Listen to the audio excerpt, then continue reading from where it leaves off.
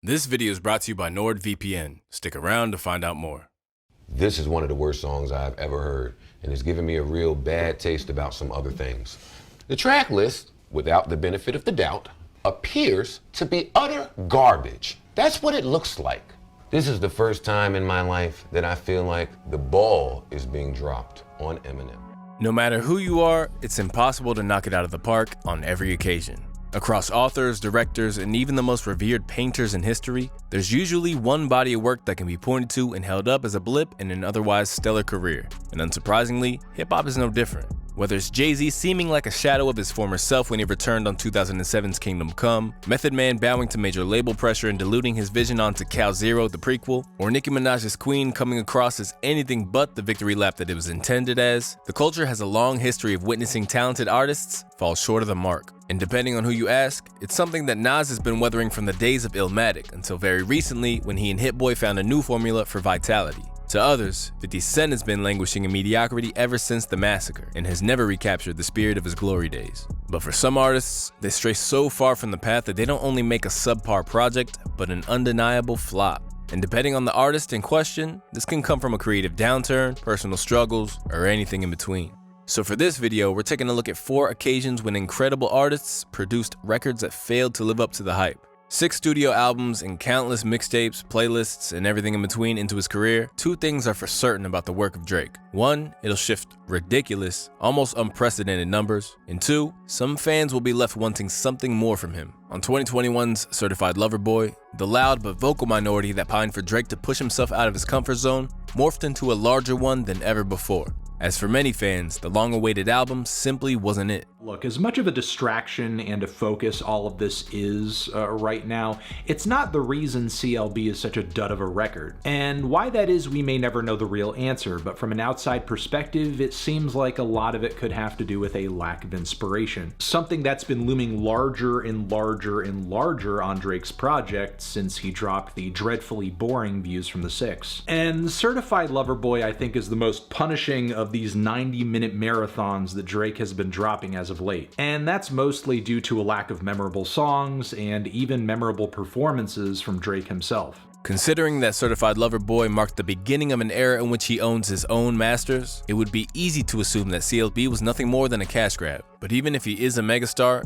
Drake is ultimately human, and as such, is as susceptible to pride or a desire to prove haters wrong as the rest of us are. Released at the drop of a hat with no promotion other than an Instagram post that set the world on fire, Drake's next project, Honestly Nevermind, saw him take a leap to abandon his comfort zone altogether. But even though this level of daringness was exactly what Drake's haters had always wanted, he ultimately fumbled when it came to the execution. Just as they did with Certified Lover Boy, the Joe Budden podcast had some reservations about the album.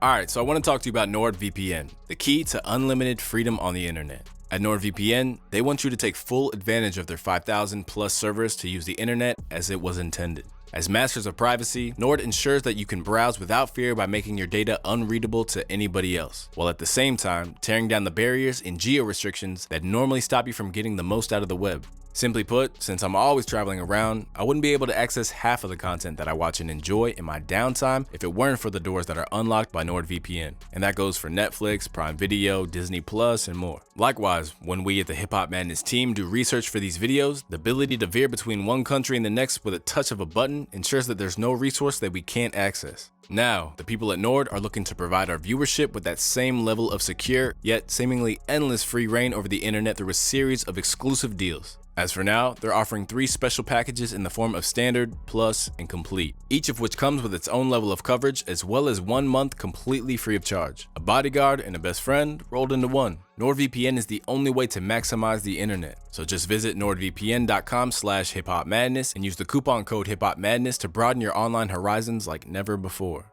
With that said, let's get back to the video.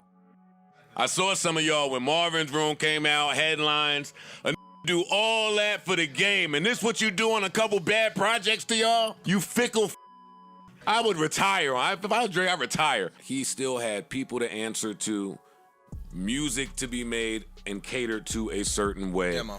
This is probably the first time that you're hearing freedom from him. I also think that he has probably heard the talk of he never does anything experimental. So here you go. I'm gonna do a concept album, for lack of a better term. Echoing the sentiments of Fantano, Ice acknowledged that Drake should be commended for taking a risk, but that the end product ultimately left something to be desired. I said I do have some love for the album, being that when CLB dropped, we said it was him trying to be real safe. It was just a regular Drake album. You didn't really take any risks. With that being said, this is a risky album for him. That's stepping out on a branch there. So I'm giving him props for trying that. That does not mean I have to like it. I wasn't in the demo for this project. While these are all objective and valid takes, the real sign that something had gone awry with this latest album was the fact that even academics, Drake's #1 stan, had his critiques about the rollout and release, saying that the difficulty in categorizing the House album and its omission from the usual playlists has meant that it fell short. Places like Rap Caviar only have one choice of song to put on. He has 13 dance songs, 1 rap song. This is not a hip-hop album. But while Ack conceded that the record underperformed, he didn't necessarily believe that it underwhelmed, and that it would have a greater significance for Drizzy's legacy. The reason why I'm calling this a important album from Drake is because I believe that Drake is the greatest artist that has taken the least amount of chances. Kanye takes a chance every album. Every album is so fucking different. When Kanye said that he was gonna stop making secular music and only do gospel, I said, it is a wrap. Kanye continually challenges himself. We all say he's probably one of the only artists that has started off a career 3 for 3, 3 albums, 3 classics. What did he do? He blew the sound up. After graduation, here's 808s and Heartbreaks. Kanye is a line pusher. Kanye changes the sound. That makes him greater than just being a great rapper. The real importance of this album is that Drake is finally doing that we would all consider he's not the best at. He stepped in a realm where he's not the best. Monotony and dropping the same thing and doing the same formula over time will burn you out. This was needed that Drake could also do more experimental. With reviews such as the one from The Guardian wishing that he would apply the same restlessness to his persona as he did to his music, some believe that the listener fatigue that we saw with CLB remained in place due to his unwillingness to switch up his lyrics. Nevertheless, Drake remains publicly unbothered by having 2 misfires to his name in a row, arguing that the onus was on the audience to come along for the ride. It's all good if you don't get it yet, it's all good. That's what we do. That's what we do. We wait for you to catch up. We're in here though, we caught up already. On to the next. My goodness. Whenever talk turns to Eminem's discography, there's only ever 2 contenders for the worst record that he's ever produced. Either the absurd, accent-filled Relapse, or more commonly 2018's Revival, a record which, in the eyes of many, combines all the worst things about latter-day Eminem into one collection. Before its release, the campaign for the record got off to a bad start with Untouchable, among M's most overtly political tracks since Mosh or White America. Some listeners felt that M's intentions were skewed by his delivery, while for Joe Budden, his attempt to portray the differences between how white and black people are treated in America was actively offensive. This is one of the worst songs I've ever heard, and it's given me a real bad taste about some other things. The track list, without the benefit of the doubt, appears to be utter garbage. That's what it looks like. This is the first time in my life that I feel like the ball is being dropped on Eminem by whoever the is handling Eminem. Somebody over there should be saying something. This seems disingenuous. It doesn't seem sincere. It seems like a ploy and a gimmick to sell records. This is disgraceful. I hate it. Change this cover. Change the tone of this album. I ain't heard from you in 4 years. I want to hear from you. At the outset, Eminem was indignant in the face of critique, and when speaking to Shade 45's own Sway, he said that his decision to push against the grain of the time had backfired. Maybe because it doesn't sound like everything else, and what most people are doing. Maybe that was what tainted their ear. I remember a time in hip hop where you had to be so different from the next person or you were trash. There's a shift somewhere that happened that if it doesn't sound like everything else, then it's trash automatically. Although disheartened and angered by the reception, Revival's failure lit a fire under him and gave way to what, in the minds of his hardcore fans at least, was a return to form with Kamikaze and music to be murdered by.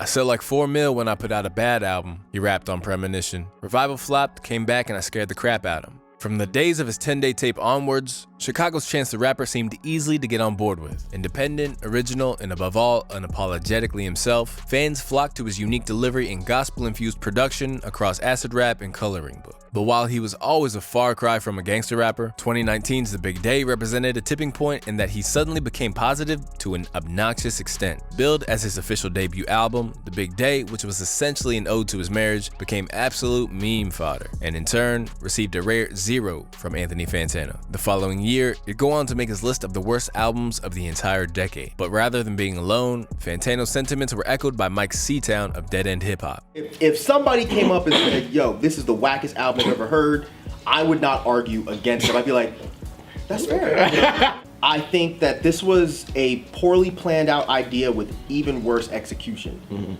Well, for Chance to really expect us to resonate with an hour and 20 minutes about you talking about how much you love your wife, your life, your kid, Jay and Beyonce could do this because we know plenty about Jay. We know plenty about Beyonce. I don't know jack about his wife. How about you make songs that lead up to it? Exactly. But you just jumping in, it's the greatest day of my life. And you think that we're supposed to care? After being trolled into submission, Chance's misery was only compounded by the messy dealings with his former manager that suddenly left hip-hop's good guy looking a little more sinister than we first imagined. To date, he has yet to follow it up with anything other than a pair of singles that didn't exactly set the world alight. Kid Cudi, Speeding Bullet to Heaven.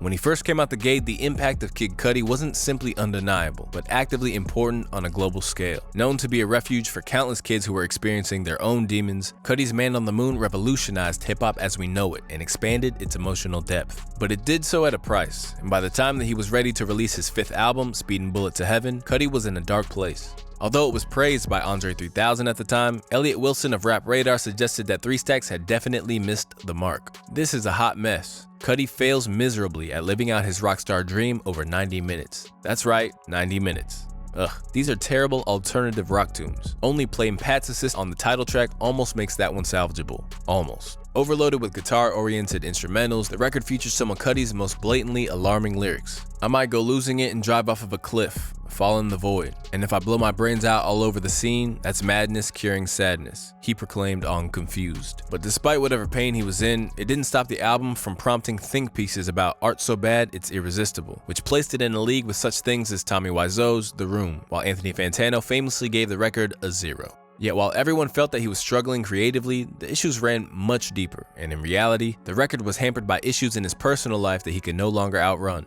I was dealing with some real during that album, he wrote on Twitter in November 2019. One of my darkest, darker than Man on the Moon 2, I'd say. I just wanted to scream and yell and make angry songs. It was the only way I could express what I was feeling at the time. Contending with addiction issues that he would eventually seek assistance for in the lead up to his next project, Passion, Pain, and Demon Slaying, Kid Cudi has since bounced back and escaped the headspace of Speeding Bullet to Heaven. And across Kids See Ghosts with Kanye West in 2021's Man on the Moon 3, he's experienced a complete return to form that any artist in the world would be undeniably proud of. All of these records were reviled for different reasons. The common ground between them isn't so much the album itself, but what you do in the aftermath of the bad publicity that defines you and your legacy.